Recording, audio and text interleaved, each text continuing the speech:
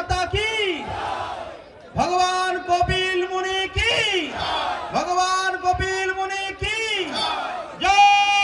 मां गंगा, जय श्री राम, जय जय श्री राम। আপনারা জানেন কত প্রতিবন্ধকতার মধ্যে দিয়ে এই সভা আজকের মাননীয় শুভেন্দুদার নেতৃত্বে সফল হয়েছে।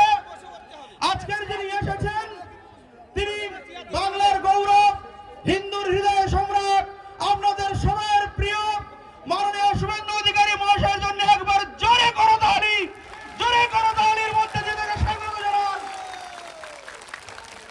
এই পুণ্যভূমিতে তিনি এসেছেন, তার যে কথা তিনি বলবেন আমরা জানি আপনাদের মনের মধ্যে তার কত বড় কত বৃহৎ জায়গায় আছে।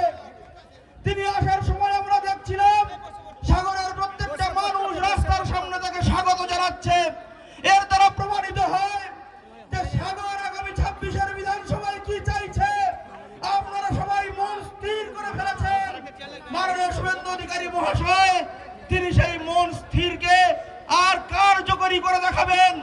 তিনি এই সাগর বিধানসভা এবং মথুরাপুর সাংগঠনিক জেলার সমস্ত বিধানসভাকে কথা দিয়েছেন যে তিনি জিতিয়ে আনবেন এবং সরকার গড়ে দেখাবেন। তার নেতৃত্বে সরকার আসবেই তিনি বারবার বলছেন।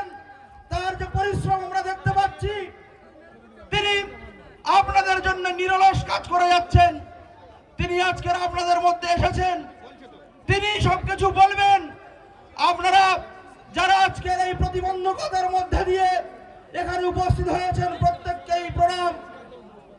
আপনারা জানেন এই যে নদীপথ চারিদিকে আছে, প্রত্যেক বছর নদীপথের নাম করে কত কোটি কোটি টাকা তারা লুটে নিচ্ছে, ম্যানগ্রোভ লাগানোর নাম করে লুটছে। মাননীয় শুভেন্দু সব বলবেন, আপনারা শুনবেন।